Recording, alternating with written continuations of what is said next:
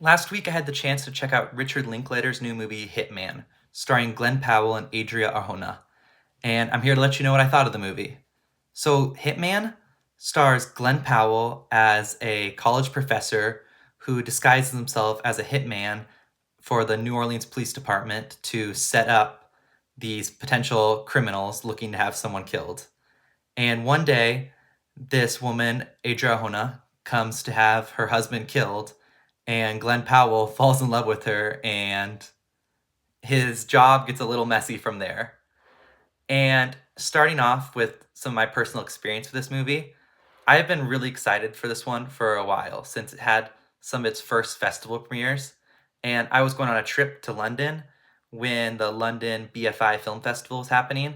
And I tried to get into the screening of this one, but it filled up super fast, so I wasn't able to. But since last summer, when the initial distribution talks were going on, I was closely following and getting very excited to see this one.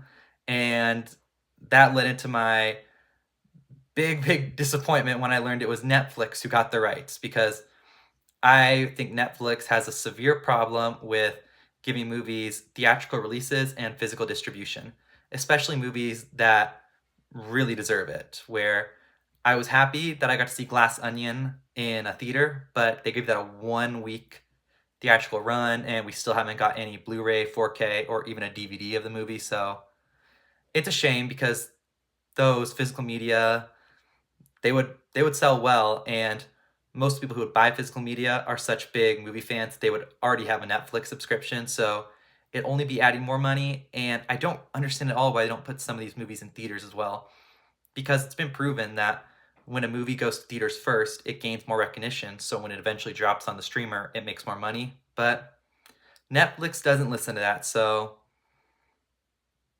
I want to say they're going to learn a lesson. But just the other day, we got the article that the co-CEO of Netflix, or the co-founder, said that Barbenheimer would have been just as big a deal if it dropped on Netflix. And I think we can all agree that that's just factually incorrect. So I don't know if there is hope for Netflix, but I am definitely very disappointed with how they distributed this movie.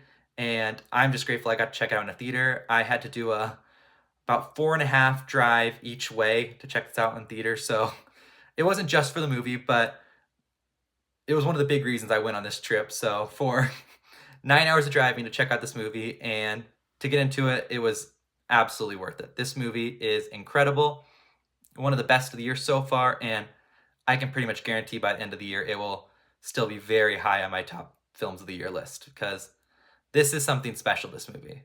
So, start off with one of the biggest positives of the movie. I think it has an amazing plot and script.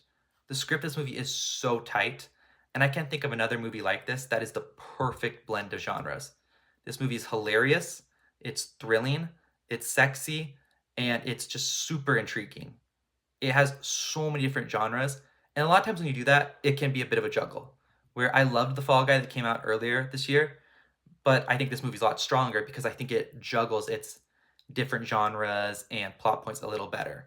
Not a diss on that movie, but just saying how this movie holds itself above an already very good movie by just being the perfect blend of genres. I honestly can't think of a movie that blends its different genres better than this. It's excellent, where you can have a scene that is so tense, so much is on the line, but there's such good comedy at the exact same time, and they never sabotage each other. They just go together so well, which is awesome. That shows how great of a director Richard Linklater is, and how awesome our two lead performances are, where they're able to pull off all these different emotions, all these different themes just so well. So I was extremely impressed. I think it was truly something awesome how they managed to do all that. In the script, if this doesn't get Oscar attention, then there's a serious problem with the Oscars. But as we learn in past years, there might already be. But yeah, this script is excellent. It's just so thrilling, fun, and yeah, I could talk about it all day. It's one that after watching the movie, you'd want to sit down and read it, just because it seems like so much went into it. It's just genius. And it's a great blend of fiction and nonfiction, where in a lot of the advertising, they've been talking about how this is based on a true story. And it definitely is. They make that very apparent at the end through some text that pops up. but its use of some its use of some fiction with like twined with the nonfiction is really good, because what they add that wasn't in the story true life events that took place is really some really cool additions, and it makes the story just fascinating and makes just for a fun conversation after we're talking about what was real, what wasn't. And I thought they did a really good job about that. Sometimes when a true story has stuff added into it, a lot of times people will debate and be like, was that the right choice? I think most people coming out of this movie will agree. The things they added definitely enhanced the movie and made it more fun. So I thought that was really cool. And I liked how they were upfront about the changes they made during the text at the end of the movie, where they could have just pretended, oh yeah, kind of like movies like The Conjuring do, where like it's inspired by a true story. No, they were straight up like, this was real, this wasn't. And I thought that was really cool. The other really big positive for this movie is the two lead performances are insanely good, where those two play off each other very well. You absolutely buy the chemistry. You absolutely believe that these two are in love with each other, but they got some of secrets they're hiding from each other. And I think that makes for a really fun watch, where these characters are they're so likable. So it's just a lot of fun, where you like them, you don't fully trust them at times, but yeah, it makes for a really fun watch. They have so much charisma and they play off each other so well.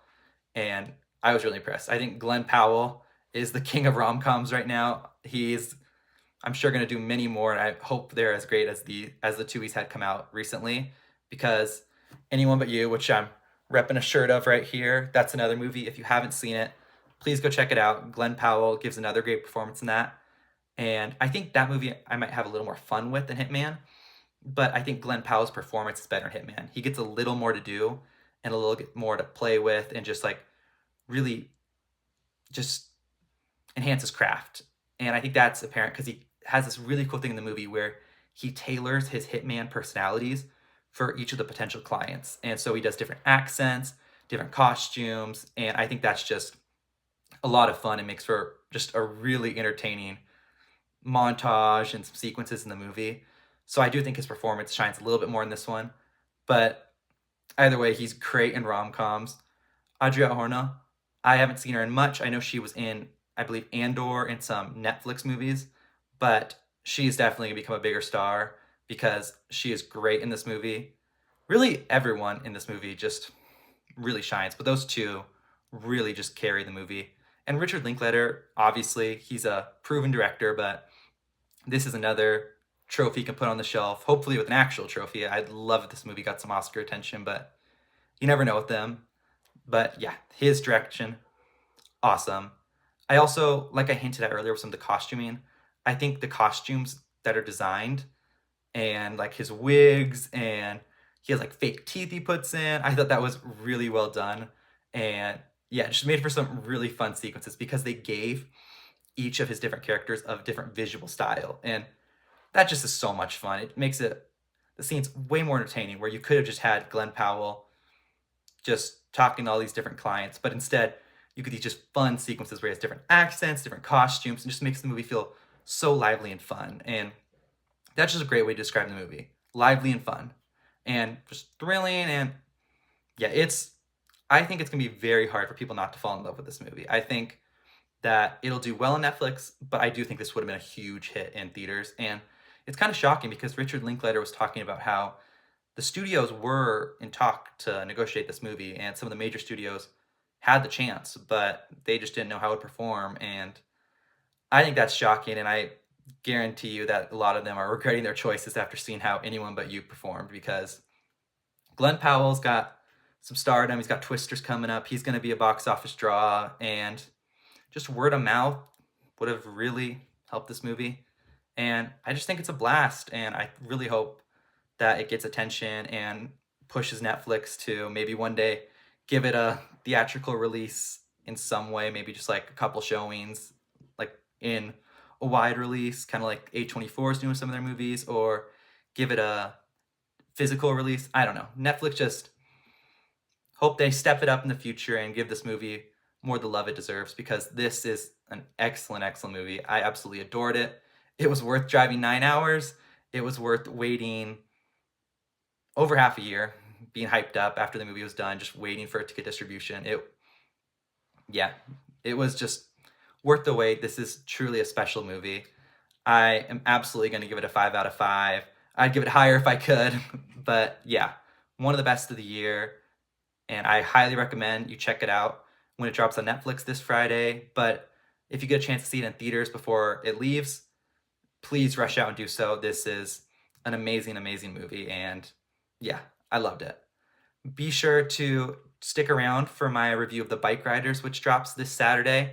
That was a movie I did get to check out at the BFI London Film Festival, and I also really enjoyed. And yeah, thanks for watching. Make sure to like and subscribe.